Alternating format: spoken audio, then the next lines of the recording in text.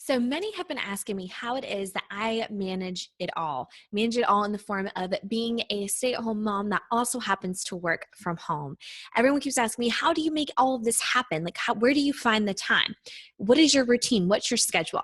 And so I thought I would go through and share exactly what my process is and the routine and schedule that I have set up in place. But before I do, just some background information on me so that way you know exactly what my situation is that I have three children, ages 5, 3, and 15 months. My two oldest are currently in preschool. And so they're in preschool during the day from 9 a.m. until 1 p.m. And in an effort to not be working all the time, I set up a schedule and a routine for myself, for my business. And so a couple of other things for you to know is that in the mornings, I get up at 6 a.m. I do about a 10-minute workout. I drink coffee, read my Bible, pray, and then at 7 a.m., my boys' alarm goes off. Now, they a lot of times are awake before then, but we have conditioned them that they are not allowed to come out of their room until their alarm goes off. And I'll include a link to their specific alarm. It's really awesome in the description of this video, so you can check it out. It's a really awesome alarm. But we've been using that alarm, and it has been super helpful and keeping them in their room until it's time for them to come out and start the day. And then at 7 a.m., they'll have their breakfast, but they are expected that once they are done eating their breakfast, they are to put all their plates, their cups, their forks, spoons, whatever, into the sink, and they are to take a disinfectant wipe and clean up the counter in their space. While they're eating their breakfast and cleaning up from their breakfast, I'm in the shower getting ready, which is awesome because every mom in the world wants to take a hot shower, right, in the mornings. And so that's how I end up being able to have a shower, get my makeup on, have my hair, I can't really say done because I don't really know how to do my hair, but I mean, at least it's blow dried. And how I'm able to get dressed in the morning because I expect my children to do some of these things on their own. And so that's part of our morning routine. Okay, so how I structure my day when it comes to blogging is like this. Okay, so this is what my actual calendar looks like. Now, this is just Google Calendar. This has really been a blessing to me using this Google Calendar. I absolutely love it. But as you can see, I have all these different colors here because they are all different calendars. I like seeing everything all together on my calendar. That just makes me really happy. But the blue is my blogging calendar, as you'll see over here. And so just to show you what my blogging calendar by itself looks like is this. So this is my actual blogging schedule. And so as you see that on Mondays, I have, project time at 10:30 because I usually go grocery shopping Monday mornings as soon as I drop my boys off at school. Charlotte and I will head to the grocery store. We'll go grocery shopping. So by the time we come home, it's usually about 10 o'clock. So it takes about 30 minutes, get all the food, everything situated, put away, put more coffee on, and then I sit down and I start working on whatever projects I have going for that week. The project time it always varies.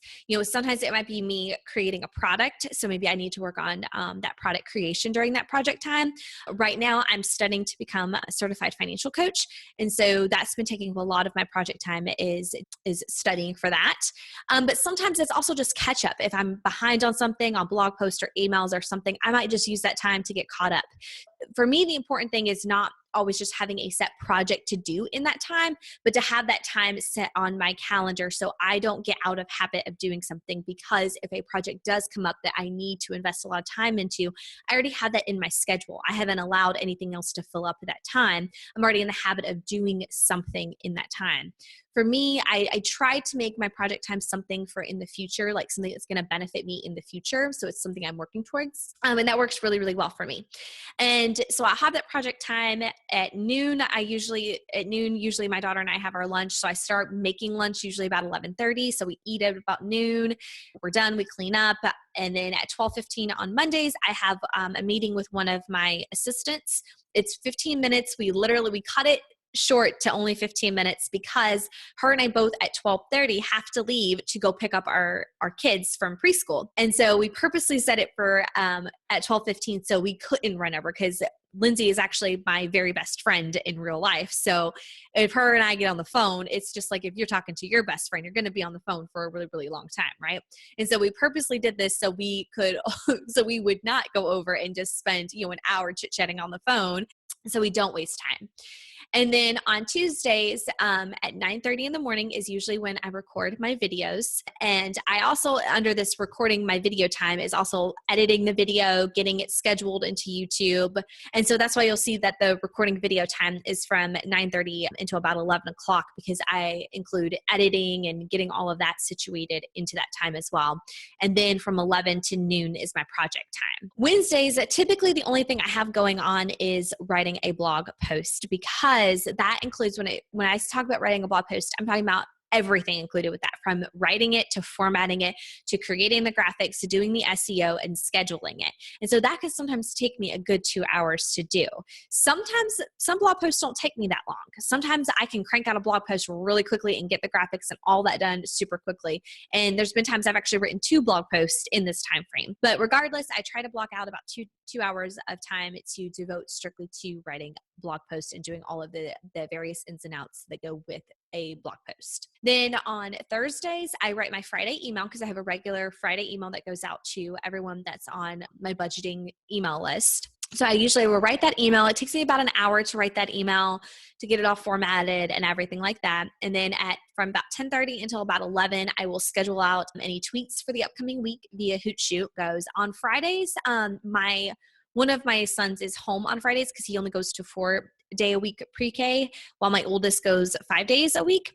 And so he's usually home with me. And then every other week we have the women's Bible study at church.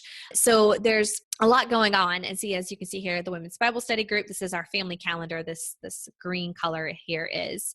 And so as you see, like, there's always something else going on. I also have in this calendar, I have special promotions, which is this dark green color.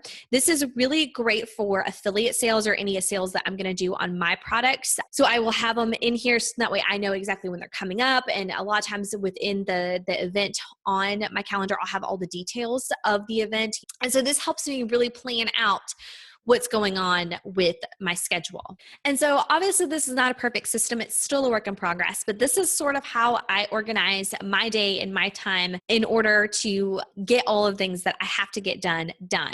And if you noticed on my schedule, I don't have anything scheduled as far as like trying to schedule a Facebook post, because I have a social media manager that does all of my Facebook posting. She handles all of that. It's beautiful. It's wonderful. That was one of the very first things that I outsourced. And so I highly encourage you that if you have not started outsourcing things that maybe are draining you and aren't helping you much, to start thinking about outsourcing them. By outsourcing them, you're freeing up more time for you to do other things. And so if you're like me and you're a mom that stays home with small children and works from home, it may be beneficial to you to outsource some things that really are just not your strong suit, or just you honestly don't have time to do. And so I'm also going to include in the description of this video a link to download a Excel file that will help you come up with your ideal schedule. Now, in order to do this, I highly recommend that you spend a little bit of time just literally writing down everything it is that you need to do for your business. And I know that sounds very overwhelming, because I know you have to do a lot. You don't need to write down the minute things, but just come up with some of the really big things that you have to do with your business. So, writing blog posts, sending regular emails, scheduling Facebook posts, tweets, things like that. Start writing all of that stuff down, and then look over everything that you've written down. And first ask yourself, is there anything on this list that I can outsource? If so, what is my budget to outsource? And start seeking help in those areas. And then start going, okay, how much time does it take me to do this? And how much time does it take me to do that? And from there, start working your way kind of backwards and figuring out your ideal schedule. And so again, just go through everything that you do for your business, write it down, and then write down about how long it takes you realistically to complete those tasks. Figure out some things that maybe you can outsource, and then from there, come up with your ideal schedule. And so like I said, I'm including in the description of this video a link to download the Excel template that I have, so you can check that out. So leave me a comment or send me an email at Jessi@jessifearon.com if you have any questions at all. I'm super happy to help.